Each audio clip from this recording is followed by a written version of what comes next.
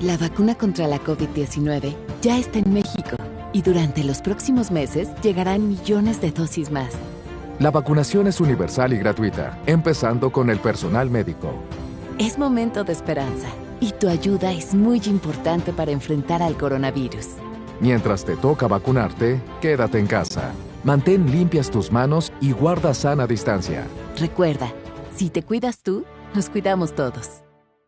Gobierno de México.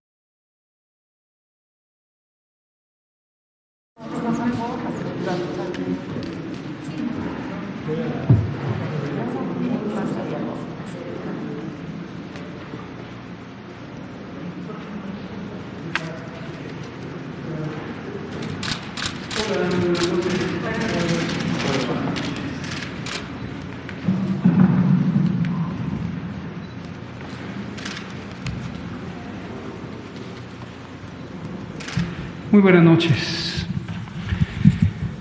Son las 19 horas en punto del miércoles 13 de enero de 2021 y estamos en el Palacio Nacional de México, en la Ciudad de México, aquí en el Salón Tesorería.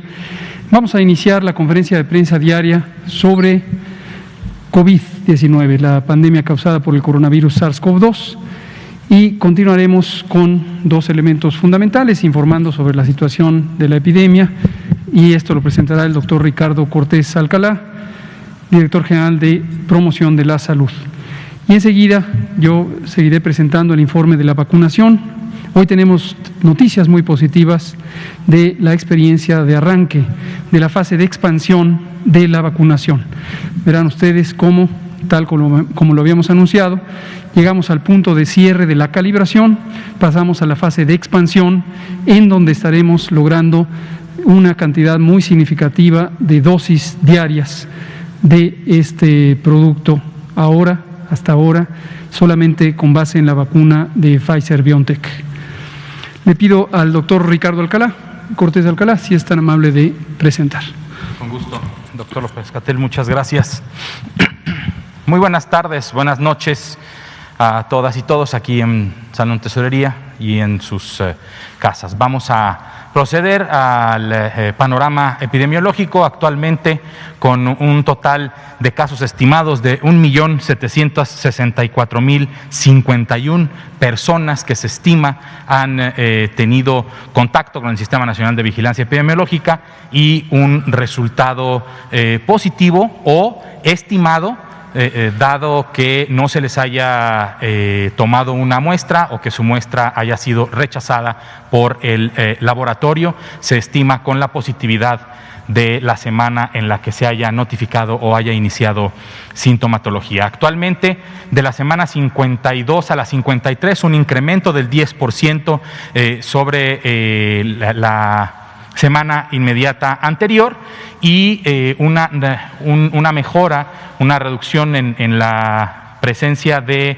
personas recuperadas, que hasta el momento se estima sean 1.176.658, que también sabemos que son muchísimas más que no han tenido un contacto con el Sistema Nacional de Vigilancia Epidemiológica y que se recuperaron sin ningún problema en sus casas. Actualmente, del total de la epidemia activa representa el 6%, que son 98.700 personas que se estima tienen actualmente su infección respiratoria aguda secundaria al virus SARS-CoV-2 en activo en los últimos 14 días. Este número evidentemente ha ido creciendo, dado que la epidemia ha incrementado en su actividad. La positividad se incrementa 2 puntos porcentuales con respecto a la semana inmediata anterior, está actualmente en 45%. Esto, como pueden ver aquí, hay 3.959.944 personas que han tenido contacto con el Sistema Nacional de Vigilancia Epidemiológica y han sido notificadas y estudiadas, al menos con un estudio epidemiológico de caso, y a una gran cantidad de estas personas se le ha tomado una prueba de laboratorio para el virus SARS-CoV-2. Actualmente la positividad está en 45% en la semana 53 y esto representa que 1.571.901 personas han tenido un resultado confirmatorio y 1.970.000 965 han tenido un resultado negativo al virus SARS-CoV-2. Hay que recordar que estas personas presentaron sintomatología de alguna infección respiratoria aguda, por lo que habrán sido positivas probablemente a cualquiera de los cientos de virus respiratorios que circulan todos los años y todos los días en nuestro país. Sobre la letalidad hay un incremento en 2 puntos porcentuales y actualmente se tiene un 8% de la letalidad. Tenemos un total de 136.917 defunciones confirmadas. También recordando que hay un análisis del exceso de mortalidad que está disponible en la página coronavirus.gov.mx. Sobre la disponibilidad, la ocupación hospitalaria en nuestro país, tenemos como siempre 2 componentes: el componente de infección respiratoria aguda grave que no requiere de ventilación de respirador mecánico, que es un cuadro grave pero que no requiere de cuidados intensivos. Tenemos 7 estados de nuestra república con más del 70% de ocupación en este tipo de camas generales para infección respiratoria aguda grave. La Ciudad de México con el 91%, el Estado de México 83%, Hidalgo y Nuevo León con 82% cada uno, Guanajuato 81%, Morelos 72% y Puebla 71%. 11 estados de nuestra república están entre el 50 y el 69% y 14 entidades federativas aún tienen menos del 50% de su ocupación. A nivel nacional, la ocupación está en 59%, lo que representa que están ocupadas 19.041 camas de las 32.531 que tenemos disponibles. Sobre las camas que tienen un respirador mecánico para las personas que tienen infección respiratoria aguda grave que requieren cuidados intensivos, tenemos una ocupación nacional del 50% que representa 5.270 camas ocupadas con respirador mecánico de las 10.450 camas disponibles con respirador. 3 entidades federativas que son Ciudad de México, Estado de México y Nuevo León tienen más del 70% de la ocupación de camas con respirador mecánico, 87% la Ciudad de México, 79% el Estado de México y Nuevo León 72%, 4 entidades federativas entre 50 y 69 y 25 entidades federativas con menos del 50% de ocupación de camas con respirador mecánico. Muchas gracias. Muy bien, gracias, doctor Ricardo Cortés Alcalá. Vamos a comentar sobre el proceso de vacunación y arrancamos con la gráfica de vacunas aplicadas diariamente. Hoy vemos este cambio, parece muy notorio, un aumento de 10 veces en lo que respecta al número más reciente de aplicación, que ayer se terminaron. Recordarán que presentamos aquí en la conferencia que se habían logrado apenas un poco más de 4.060 dosis. En el resto del día se completaron 5.000 más ayer y tuvimos esta aplicación de 9.325, pero hoy 94.395. Esto es ya la fase expansiva. Ya llegó la fase expansiva porque logramos calibrar el operativo y hoy estamos vacunando con 1,000 brigadas de vacunación. Estas 1,000 brigadas de vacunación, como comentábamos, como explicó hace unos días, el martes, el secretario de la Defensa, integran un conglomerado de personas funcionarias del Gobierno de México que trabajan colegiadamente para llevar la vacuna a los distintos puntos de vacunación. Recordar que por ahora estamos todavía en la etapa 1, que es la vacunación del personal de salud y que hemos empezado en las unidades COVID, el personal que está directamente en la atención de personas enfermas de COVID-19. Pero si vemos la siguiente diapositiva, esto definitivamente nos permite ya un cambio de trayectoria. Habíamos hablado ayer, ya todo el mundo está familiarizado con las curvas epidémicas. Esto es como si fuera una curva epidémica, pero ahora de vacunas. Y veíamos una trayectoria lineal y definitivamente aquí tenemos una trayectoria de ascenso sumamente acelerada. Así continuará porque tendremos los embarques de más de 400,000 vacunas, cerca de 440,000 vacunas que estaremos teniendo ya garantizadas hasta el final de marzo, y después, a mediados del mes de marzo, haremos el pedido de los siguientes embarques hasta completar 34,400,000 dosis de vacuna, en este caso del producto de Pfizer-BioNTech. Recordar que este producto se pone en doble aplicación en el día 0, la primera vacuna, y posteriormente en el día 21. Y también está contemplado el calendario de aplicación de la segunda dosis. Todas las personas que han sido vacunadas en la primera dosis han sido llamadas ya a regresar para la segunda dosis en los mismos puntos de vacunación donde recibieron en este momento la vacuna. Más adelante iremos comentando la situación en la que cambiemos de la etapa 1 a la etapa 2 y que vacunemos no solamente al personal de salud, meta que aspiramos cumplir hacia el final de enero, y que entremos a la vacunación de las personas adultas mayores, con un despliegue territorial mucho más amplio, pero definitivamente en las 32 entidades federativas en forma simultánea. La siguiente, por favor. Tenemos aquí la representación precisamente de las entidades federativas de acuerdo a cómo se distribuyó el biológico. Aquí el criterio para distribuir este biológico, esta vacuna, fue precisamente los listados nominales del personal de salud en las unidades COVID.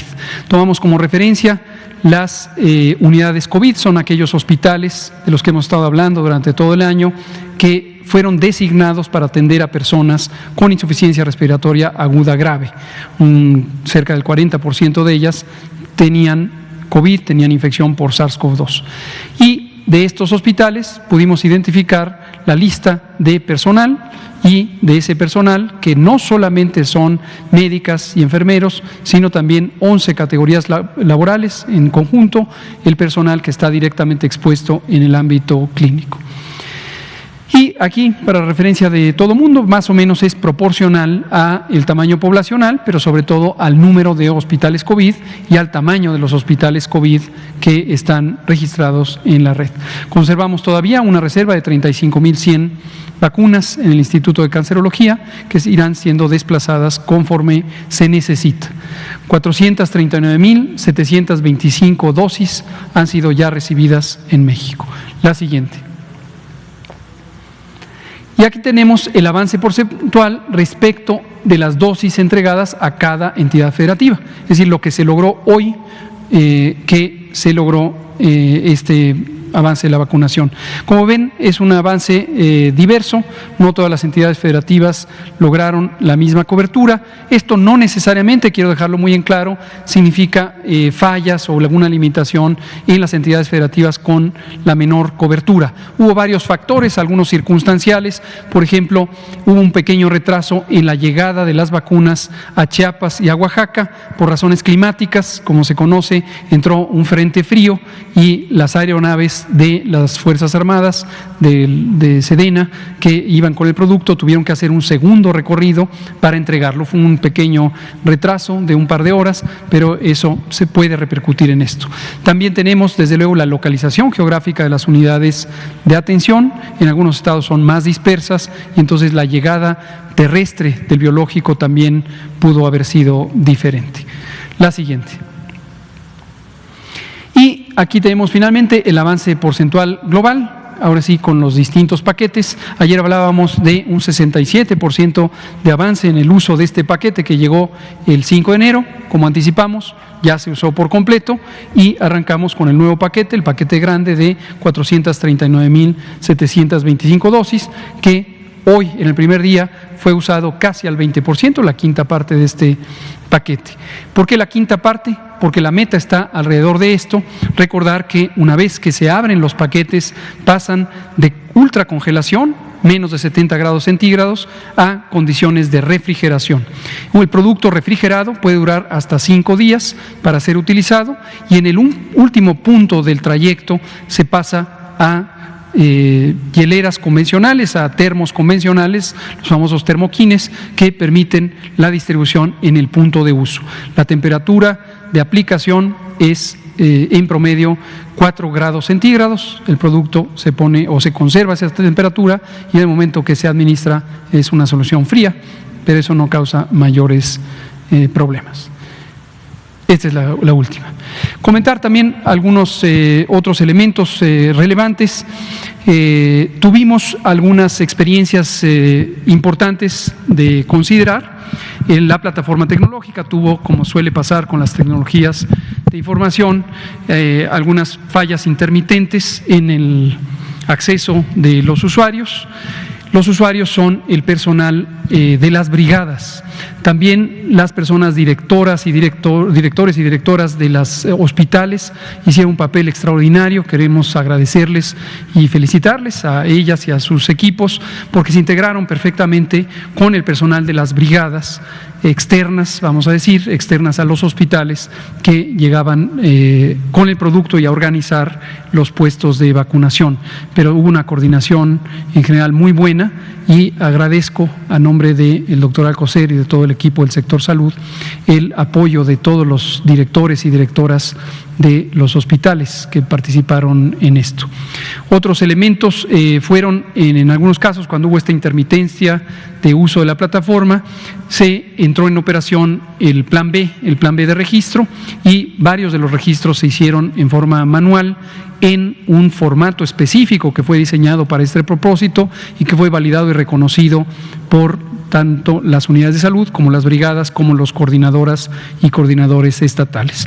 A lo largo de la noche y posiblemente un poco durante el día de mañana se estará haciendo la captura en plataforma de esos registros con los campos estandarizados y la validación de reconocimiento precisamente de la brigada y de los directores de hospitales. Está previsto también un elemento del acta de hechos, el acta circunstancial, que, esto lo ha mencionado el presidente, nos permite tener una constatación documental de quién se registró a vacunar, que no estuviera en la base de datos de la plataforma y que haya una constancia de que fue adecuadamente validado por las personas autorizadas.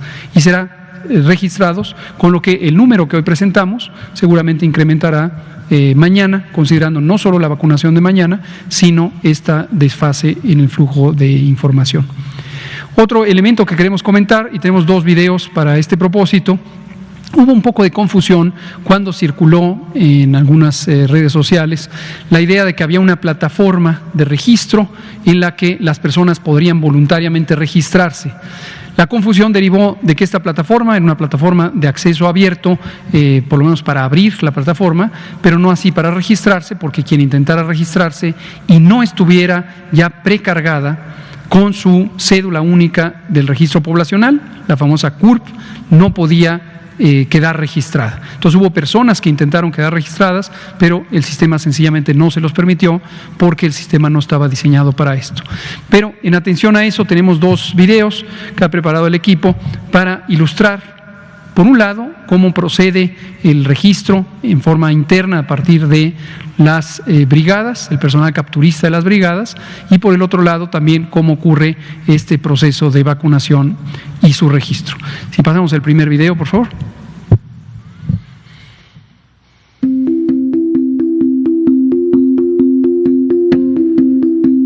Bienvenido al sistema de vacunación COVID-19.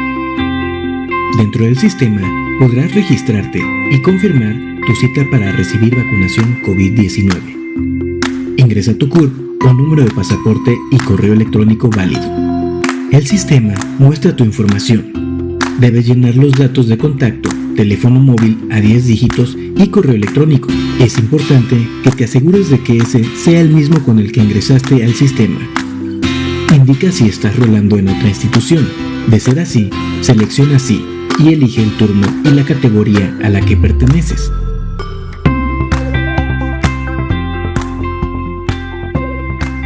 Si llegaste a padecer COVID previamente, marca sí y en el calendario selecciona la fecha en la que iniciaron los síntomas. Selecciona tu condición de salud y si tuviste algún antecedente de vacunación en el último mes. Finalmente, ingresa tus datos residenciales, código postal, colonia, número exterior e interior y calle.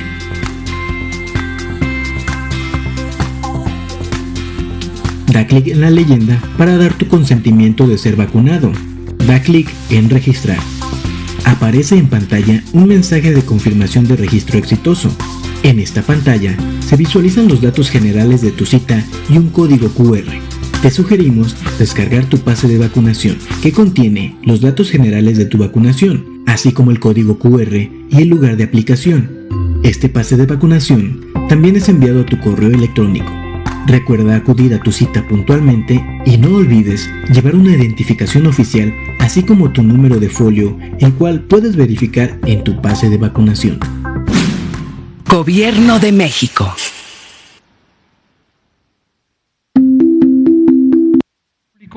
Este es el proceso que se sigue, no es abierto en este momento y es con base en los registros previos que hay. Las personas que están validadas por el hecho de que están previamente en las bases de datos fueron dadas de alta por las propias instituciones. Las instituciones de salud, por ejemplo el Seguro Social, a través de sus delegaciones o sus representaciones en los estados y a través de sus direcciones de hospitales, integraron el censo. Quien está ahí es porque ha sido reconocido como parte del personal que está operando en las unidades COVID. Quien no está en esa condición no aparece ahí y por lo tanto no podría ser incorporado. Y si se fijan, al final salió este pase con un código QR, es del que hemos estado hablando, es el pase de vacunar, análogo al pase de abordar de las aeronaves o a los boletos de los espectáculos cuando estos boletos están digitalizados. Y esto lo que permite es un nivel de seguridad muy alto, porque solamente personas que ya fueron registradas al momento de ser invitadas a ser vacunadas, entonces pueden imprimir o generar este código QR. Al momento que llegan a la unidad de vacunación, se hace una verificación cruzada de que son el personal adecuado, candidato para una hora y día determinados en un puesto de vacunación determinado. Y además, esto lo que nos permite es inmediatamente tener un registro físico para la propia persona vacunada de que ha sido vacunada. Es un análogo de lo que se hace convencionalmente con la cartilla nacional de vacunación. En otros países se está usando este tipo de instrumento, pero no el código QR, por ejemplo, sino una ficha escrita a mano. Por ejemplo, en Estados Unidos hay un formato específico, una pequeña fichita manual, y con la firma del que vacuna se la queda la persona vacunada.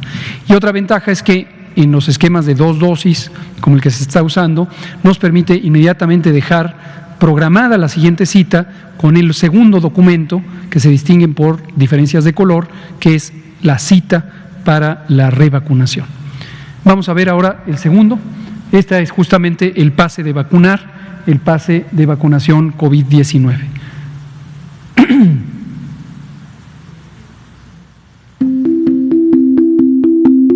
Bienvenido al sistema de vacunación COVID-19. Dentro del sistema podrás registrar al personal médico autorizado que recibirá vacuna COVID-19. Ingresa tu usuario y contraseña y da clic en acceder.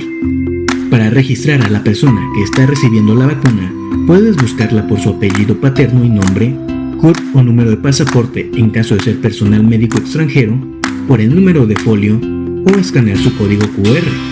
Da clic en buscar. Automáticamente, el sistema muestra los datos generales de la persona. Da clic en su CURP para continuar. En la siguiente pantalla se muestra la fecha y horario de la aplicación de la vacuna.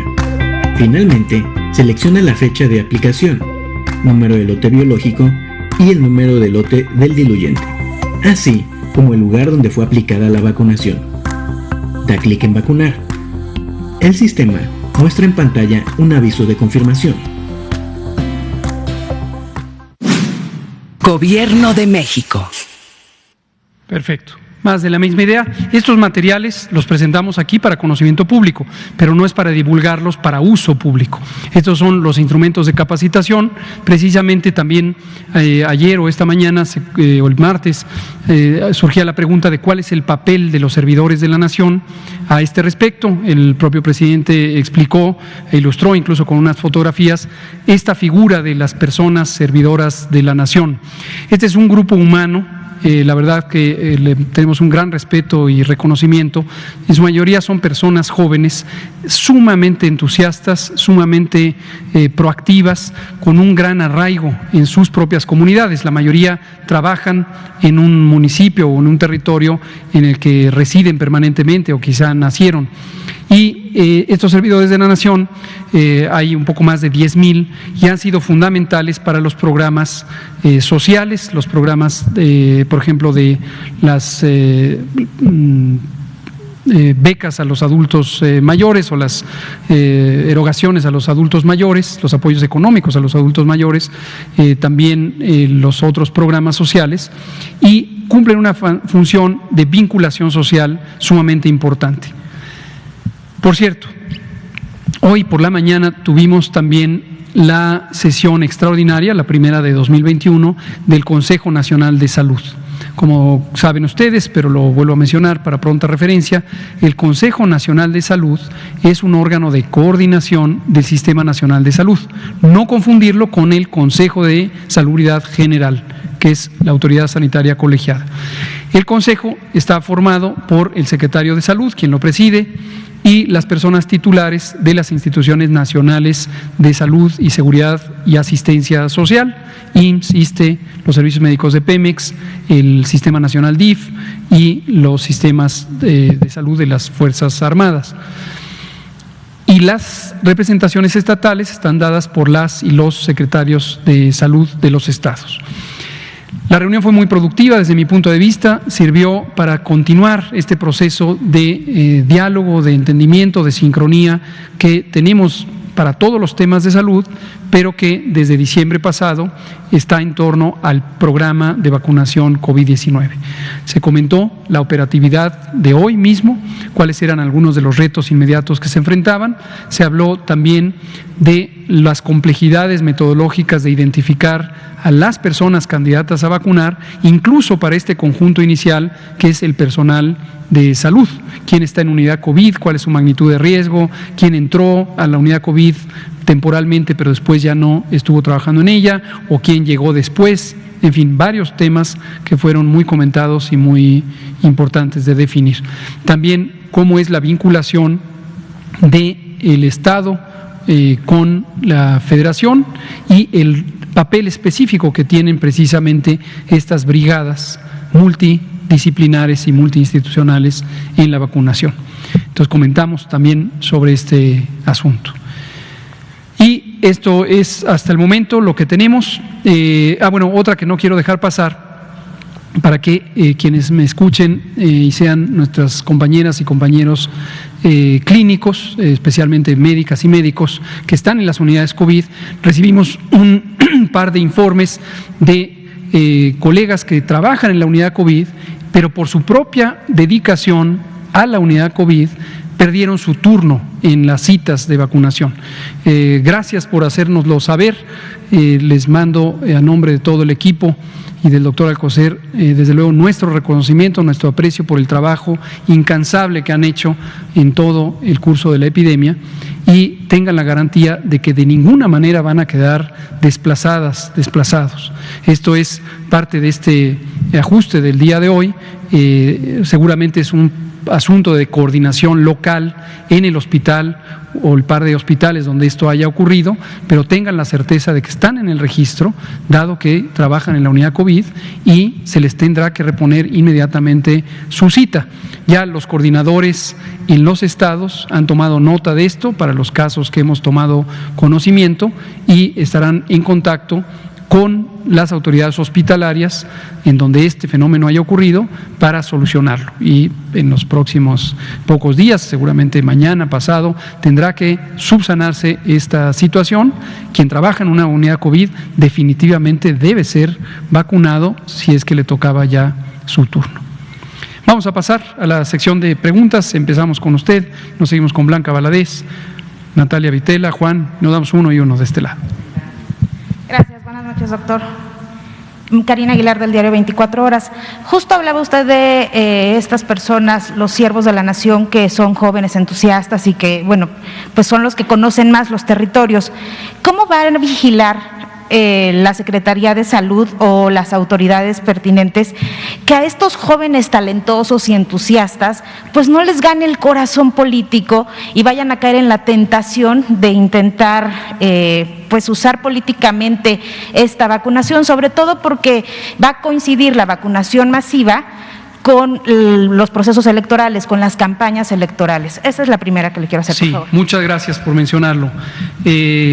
Definitivamente, si alguien, y esto lo digo a la nación, a quien nos escuche, y por favor difúndanlo, si alguien en el territorio en donde llegará la vacuna, que será todo el país, identifica que cualquier persona, no solamente servidoras y servidores de la nación, cualquier persona involucrada en el proceso de vacunación está haciendo un uso político o político-electoral de la vacuna, debe denunciarlo. Definitivamente debe denunciarlo, es un delito y hoy es considerado un delito grave el hacer uso político de cualquier programa gubernamental.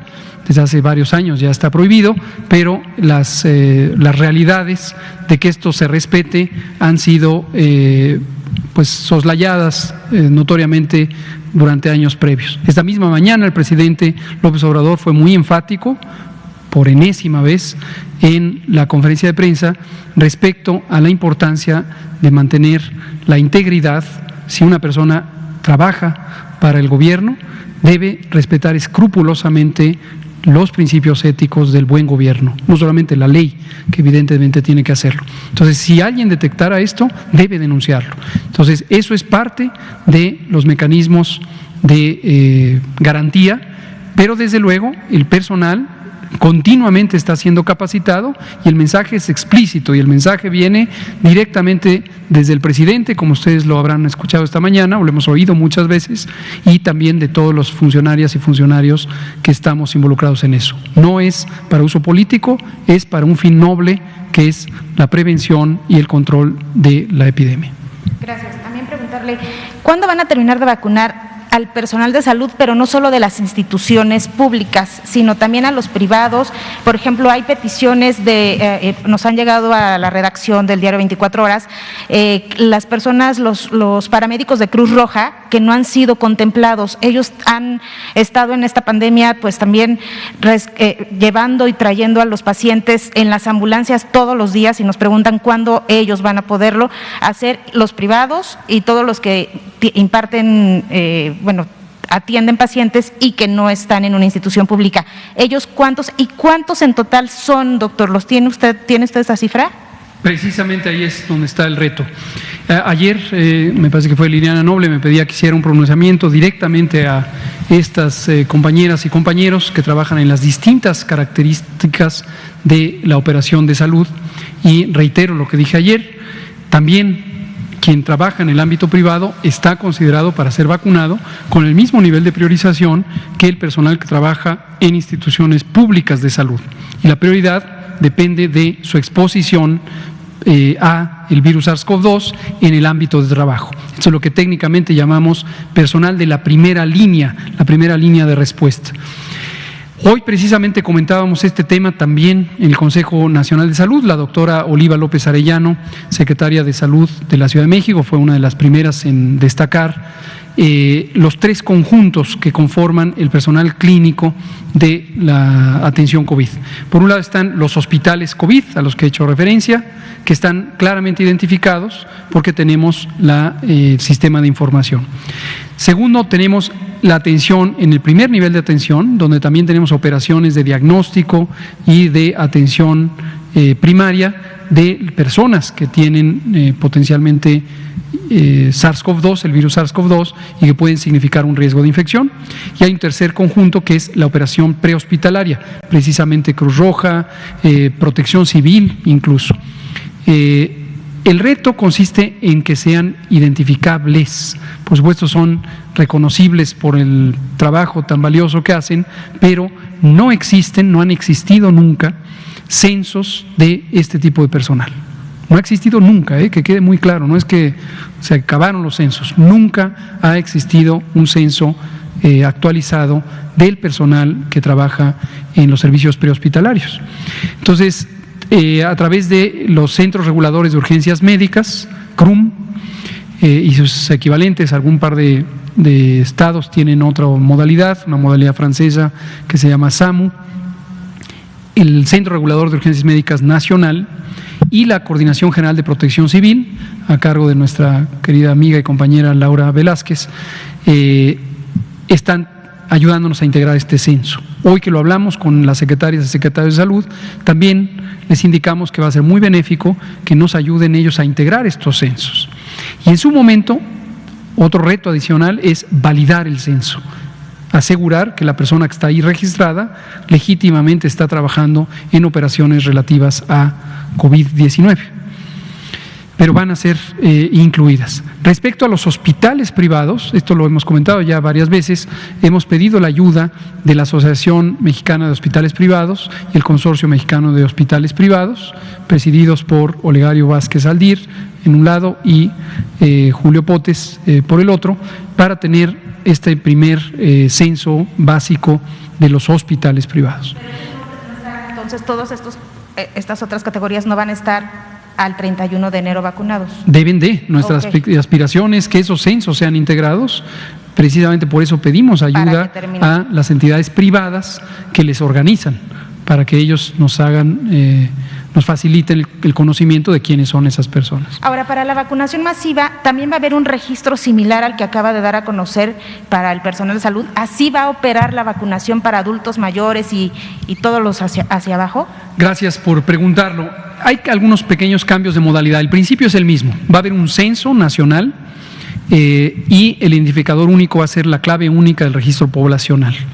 Está claro que algunos adultos mayores no alcanzaron a tener una clave del registro único poblacional, de la CURP, por su edad, el momento en que fue emitido el decreto de creación de la CURP en 1995, entonces hay quien no lo tiene. Pero es la minoría, la gran mayoría de la población lo tiene. Precisamente a partir de los programas sociales, Gabriel García, nuestro compañero que es el coordinador nacional de estos programas, tiene la posibilidad de integrar los censos. Algunos censos ya estaban integrados.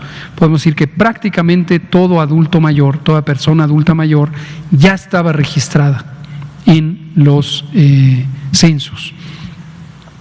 Y estamos integrando los censos para tenerlos precargados en las plataformas, y existirá también el mecanismo que aquí se ha usado como plan B en la localidad, que pudiera ser que alguien no está registrado, pero ya está ahí físicamente y se puede reconocer que es una persona adulta mayor, por ejemplo, y se le incorporará, se levantará un acta de hechos. Por eso se diseñó el acta de hechos, para que haya una convalidación comunitaria de que es la persona que vive ahí y que legítimamente... ¿no? Hay distintos programas. 60, o sea, de 60 a 65, ahí qué va a pasar, y luego los que no tenemos esa edad, que no somos adultos mayores, no estamos en los censos. Es correcto. ¿Cómo vamos a operar nosotros? Es correcto. Esto es un proceso progresivo de integración de los censos. La meta final es tener integrada toda la información de toda la población. Pongo ahora el ejemplo de los adultos mayores, primero porque son quienes van a ser vacunados en primer lugar, segundo porque los programas sociales facilitan el tener los censos, pero habrá otros mecanismos de integración. Estamos trabajando colegiadamente con varias dependencias, desde luego también la Secretaría de Gobernación. Le mandamos un saludo a nuestro compañero y amigo Jorge Whitley, titular del Registro Nacional de Población, RENAPO, con quien hemos venido trabajando varios temas y que es quien coordina precisamente la clave única del registro poblacional. Pero todo el mundo será vacunado y registrado. Ahora, una pequeña diferencia es, va a haber un pequeño cambio de plataforma. No va a ser esta plataforma, tenemos otra plataforma de mayor capacidad informática que fue desarrollada por el Director General de Tecnologías de Información de la Secretaría de Salud, a quien ya hemos mencionado, César Vélez Andrade, el ingeniero César Vélez, y también Emiliano Calderón, el coordinador de la Política Digital Nacional, y su equipo. Gracias. Blanca Valadez, no, ¿sí? ¿Tocaba? Blanca Valadez, adelante. Eso. Muy buenas noches a los dos.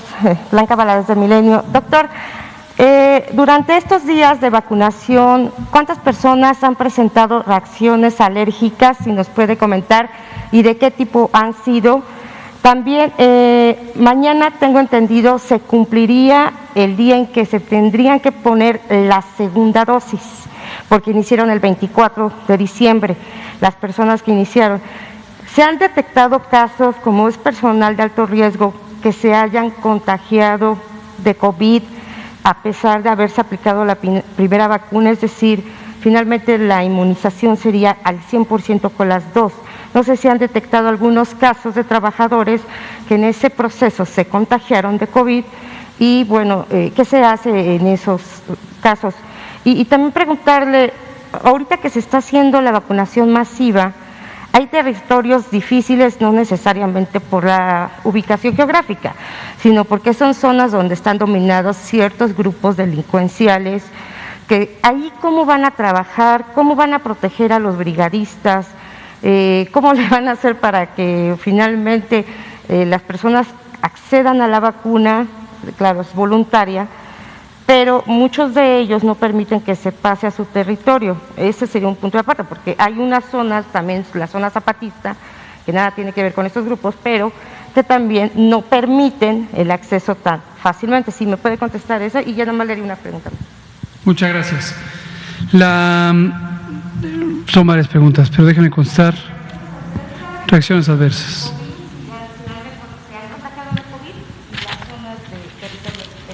¿Cómo no?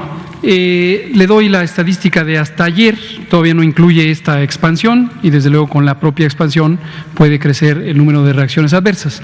Pero habíamos tenido 360 reacciones, esto técnicamente le llamamos ESAVI.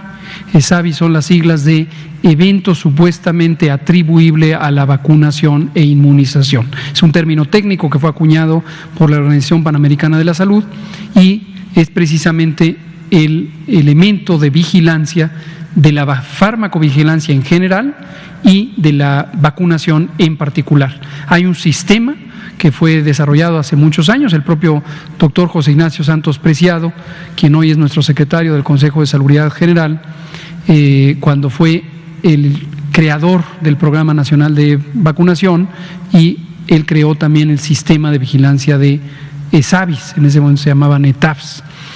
Y la noticia muy importante es que la gran mayoría, 96% de estos eventos son eventos leves. Cuando se hace vigilancia de la farmacovigilancia, existen unos listados nominales de posibles síntomas, posibles elementos a vigilar. La enorme mayoría son reacciones que ya sabemos pueden ocurrir, que son leves, no ponen en riesgo ni la vida ni la funcionalidad de las personas. Y pongo unos ejemplos para pronta referencia. Dolor en el sitio de inyección. Casi cualquier vacuna, cualquier cosa que se inyecte, produce dolor. Dura un par de días y se quita. Enrojecimiento en el sitio de inyección. Fiebre. Puede ocurrir que la persona tenga fiebre durante 1 o 2 días. Una respuesta de sensación de que se quieren desmayar en algunas personas ocurre. Técnicamente le llamamos lipotimia, etcétera.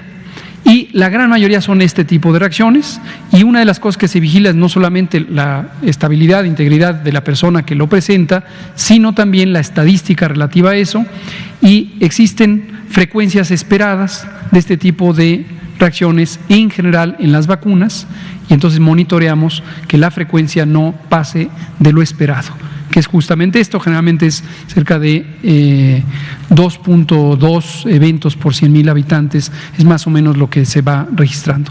Al principio suele estar sesgado, técnicamente sesgado quiere decir hay mayor atención a algo y entonces se registra, se podría decir que de más, porque activamente se busca, se le pregunta a la persona, ¿te dolió? Sí, me dolió. Ah, bueno, se registra, ¿no? Pero en general está dentro de lo esperado. Algunos pocos eventos sí han sido de importancia, se han considerado SAVIs graves, tenemos 12 de ellos y estos han sido analizados. La gran mayoría ya han sido descartados como posiblemente asociados a la vacunación. Hay 3 en particular. El más notorio es el que hemos comentado en días pasados de nuestra compañera médica de Coahuila, que presentó una meningoencefalitis, una encefalomielitis de tipo alérgico. Por la advertencia que la propia compañía Pfizer-BioNTech hizo respecto a la alergia grave, hay especial cuidado en vigilar a las personas que se conoce tienen historia de alergias graves, porque es una contraindicación relativa que si alguien tiene historia de alergia grave, tiene que ser vigilado especialmente al respecto. Si la naturaleza de esa alergia grave se ha expresado con la forma más grave de la alergia, que es el choque anafiláctico, entonces puede ser una indicación completamente prohibitiva de uso de esta vacuna. Pero eso es lo que tenemos hasta ahorita. Nada más una precisión de esos 12, ¿qué es lo que les pasó? Y a estos 3, bueno, ya sabemos la de la doctora, el resto, ¿qué es lo que les pasó? Si nos puede detallar. Sí, aquí tenemos, le voy a leer los datos clínicos de los SAVIs para que se den una idea. No representa cada uno una persona, sino son el conjunto y la frecuencia con que se fueron presentando. Cefalea, o sea, dolor de cabeza en cerca del 60%, 66% de las personas. Astenia, esto es sensación de debilidad. Adinamia o hipodinamia, esto es sensación de no tener dificultad para moverse, no porque se tenga un trastorno neurológico, sino simplemente hay un debilitamiento general temporal. Dolor o hipersensibilidad, mareo, sensación de dificultad para respirar, fiebre, como ya dije, en 33%, escalofríos 33%, diarrea, taquicardia, que es sensación de que el corazón está acelerado, tos, dolor muscular, dolor de articulaciones, suele estar asociado con la fiebre, náusea, dolor abdominal, escurrimiento nasal, técnicamente se llama rinorrea, crisis convulsiva en los 3 eventos que mencioné, la de esta doctora, un caso que se presentó en Tamaulipas y otro más, hinchazón en el sitio donde se aplicó y vómito en 2 personas. Entonces, este es el repertorio, para que vean ustedes el nivel de gravedad de los síntomas, todos afortunadamente autolimitados, de duración corta, y se han recuperado prácticamente ad integrum, como le llamamos en medicina, por completo a las personas. Queda todavía hospitalizada nuestra compañera médica, ojalá que pronto sea dada de alta. Comentábamos ayer que ya recuperó su función motora. Le comentaba que mañana iniciaría la segunda dosis. Mañana toca la segunda dosis de quien fue vacunado el 24 de diciembre. ¿En ese lapso han detectado casos de gente que por su trabajo se ha contagiado? No lo hemos detectado, pero puede ocurrir, y qué bueno que lo menciona. Recordatorio a todas las personas que hasta el momento se han vacunado y las que serán vacunadas. La vacuna no provoca inmunidad inmediatamente. Hoy se pone la vacuna y se estima que en promedio 15 días después ya se alcanza los niveles de inmunidad apropiados.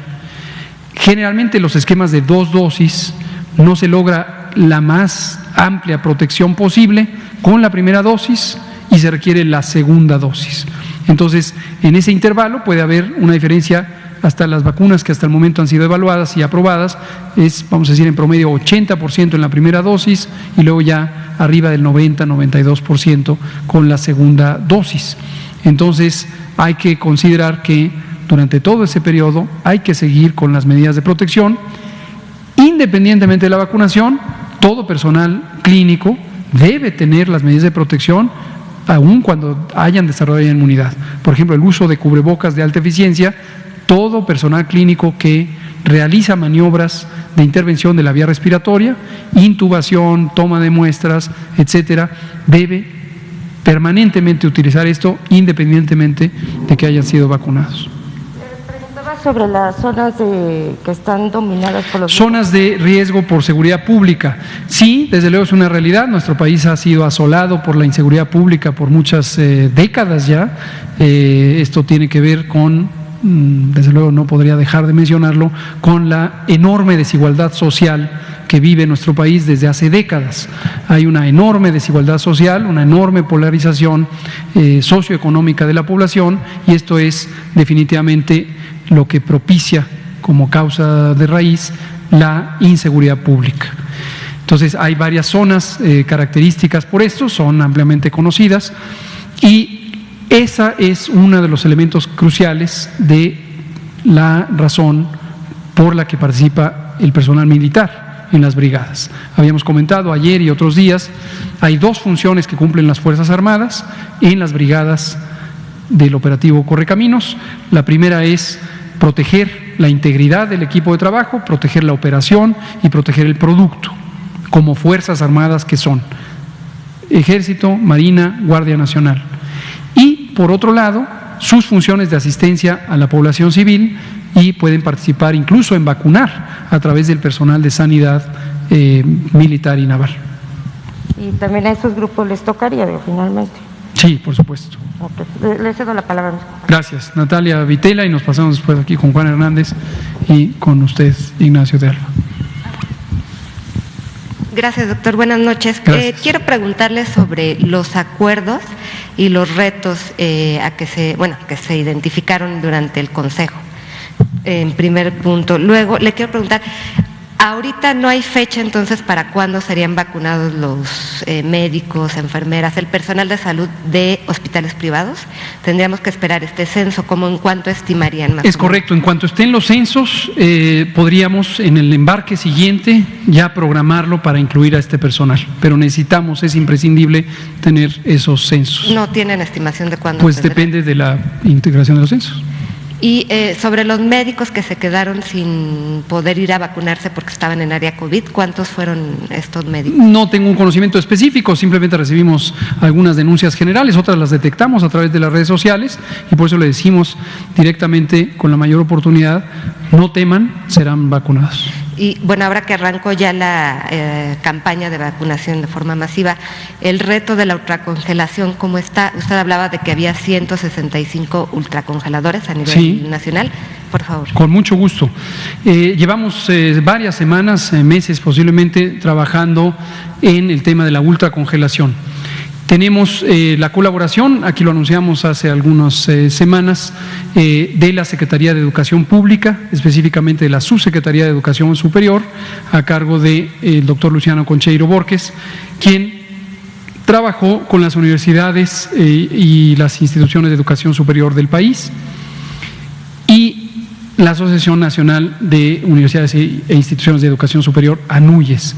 Y ya integramos, lo tenemos desde hace un par de semanas, ha ido creciendo, un censo que hasta el momento va en 310 unidades operativas, es decir, 310 ultracongeladores que están por toda la República. Los tenemos caracterizados tecnológicamente, su estado de conservación, su garantía, quién es la institución propietaria, quién es el punto focal, todos los datos técnicos que se puedan imaginar.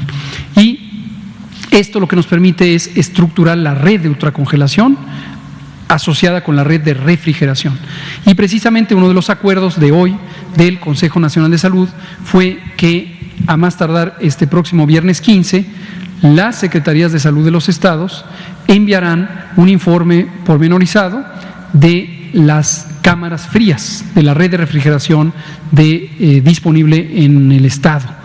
Y esto lo que nos va a permitir es integrar para la fase 2, para la etapa 2, que esto empezaría en febrero, tenemos todavía un buen tiempo para terminar de detallarlo, cuáles serían los elementos de esta red, los nodos primarios de recepción de la vacuna, los nodos secundarios de almacenamiento intermedio, los nodos terciarios de dispersión o distribución, y finalmente los puntos de vacunación.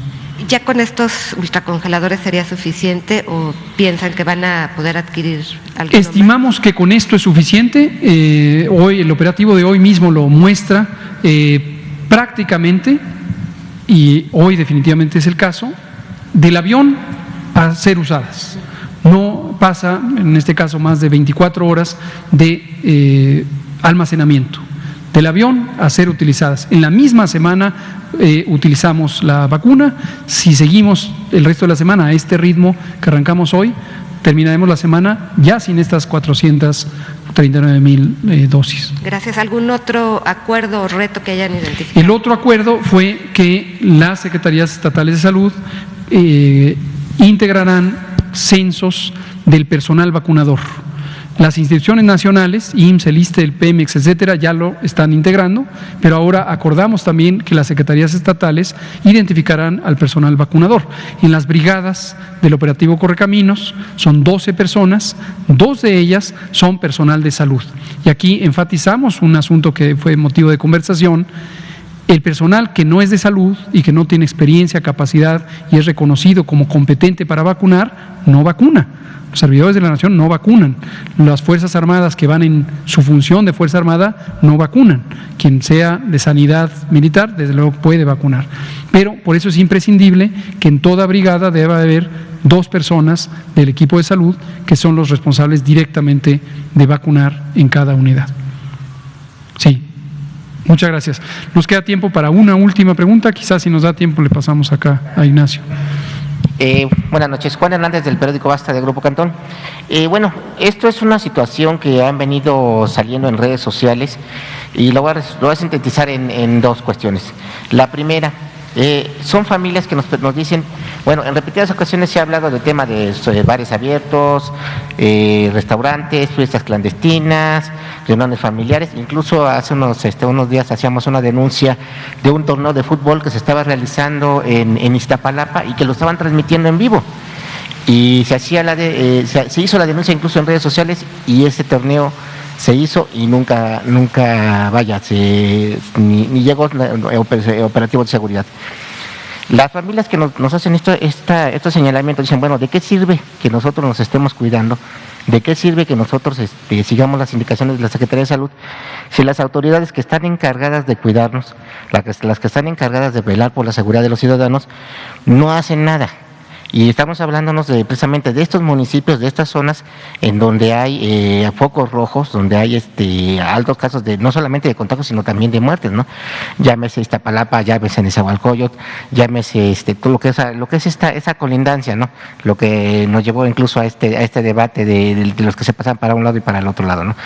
Pero esto es una reflexión de ciudadanos que están preocupados, que no se puede decir que tengan miedo, pero realmente están viendo que hacen esta pregunta: ¿cuándo o qué especificaciones va a tener para que tanto el Estado de México como la Ciudad de México pasen a semáforo anaranjado? Hace unos días un compañero preguntaba que si para el día 11 iba a regresar a la Ciudad de México por lo menos anaranjado. ¿Ustedes cuándo estiman que regresará a la Ciudad de México y el Estado de México a semáforo anaranjado? Ya ni siquiera vemos largo el amarillo, mucho menos el verde. Pero ¿cuándo ustedes estimarían que podrá llegar? Y una segunda rápida: de estas personas que se brincaron la fila, ¿cuántos ustedes tienen detectado? O sea, ya se hablaron de casos sonados, pero realmente ustedes cuántos se encontraron detectados. Y bueno, obviamente se van a tener que poner la dosis, ¿no? Pero a ellos ya se les han abierto procedimientos. ¿Qué va a pasar con estas personas? Porque también otra vez en redes sociales empezó a circular una noticia precisamente de un artista, no voy a decir el nombre, pero de un artista y su hijo de música vernácula, música ranchera, que se vacunaron contra el COVID. Entonces, no sé, ya no puedo decirlo, ¿no? Pero realmente, o sea, ni le vamos a hacer promoción. Pero realmente esto es cierto, sí. ¿Qué está pasando ahí precisamente con esta carga de información? O también podría decirnos también infodemia, ¿no? Pero realmente son preocupaciones ciudadanas que salen a la luz del día. Gracias. Gracias, Juan Hernández, de Grupo Cantón, periódico Basta. Efectivamente, la dinámica de la epidemia seguirá activa todavía en muchos lugares. Esto es importante considerarlo. De hecho, estamos todavía en una fase de ascenso. No perdamos de vista eso. Sigue en ascenso la epidemia. En la medida en que la vacunación vaya progresando, llegará un punto en donde, por la magnitud de cobertura, cambiará la facilidad con la que se transmite el virus. Este concepto es el que se conoce epidemiológicamente como inmunidad de rebaño. Es un punto crítico en el que la probabilidad de que se sostengan los contagios es tan baja que ya no se mantienen las cadenas de transmisión y empieza a cesar los contagios. Esto no va a ser inmediato y se requiere una proporción significativa de la población. Hay estimaciones que van desde 60 hasta 75% necesario de tener inmunidad, no necesariamente por vía vacuna. Y recordar, aquí presentamos, el doctor Juan Rivera Domarco, director del Instituto Nacional de Salud Pública, presentó los resultados de la encuesta serológica nacional, anidada en la encuesta nacional de salud y nutrición, que muestra que la cuarta parte de la población ya tenía anticuerpos contra el virus SARS-CoV-2 en el momento que fue levantada la encuesta, que fue a fines del año pasado. Entonces, respecto a cuándo va a pasar a semáforo amarillo, no tiene caso especular, hay que estar atentos todos los días a lo que vaya ocurriendo, punto. Cuando pase a amarillo o a naranja, lo informaremos, esta evaluación se hace periódicamente y conforme se hace, se publica. No hay que especular, hay que estar observando lo que ocurre diariamente y ahí lo vamos a estar informando, ¿no?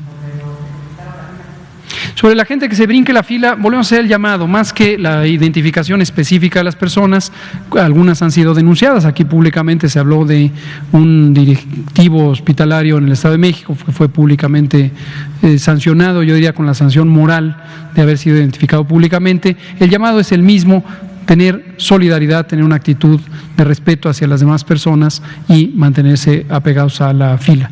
También en la infodemia efectivamente circulan frecuentemente versiones y rumores de cosas que no necesariamente se constatan.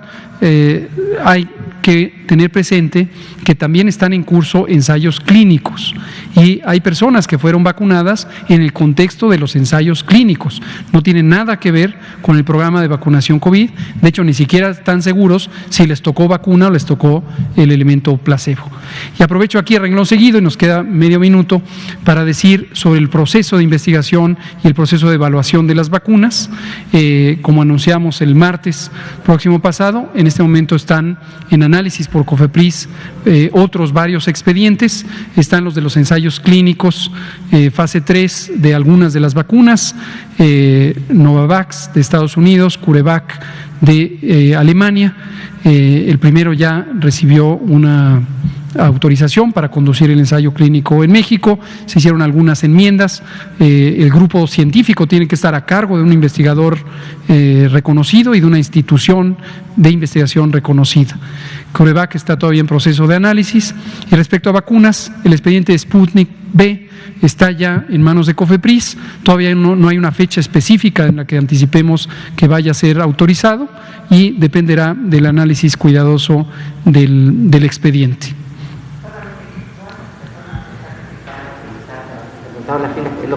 No tengo una lista de personas que se hayan detectado. No tenemos un sistema de vigilancia de saltarse la fila. Muchas gracias. Son las 20 horas, 1 minuto. Muchas gracias por su atención. Nos vemos mañana.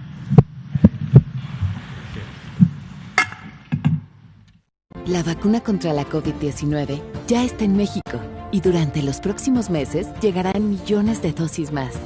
La vacunación es universal y gratuita, empezando con el personal médico. Es momento de esperanza y tu ayuda es muy importante para enfrentar al coronavirus. Mientras te toca vacunarte, quédate en casa. Mantén limpias tus manos y guarda sana distancia. Recuerda, si te cuidas tú, nos cuidamos todos. Gobierno de México.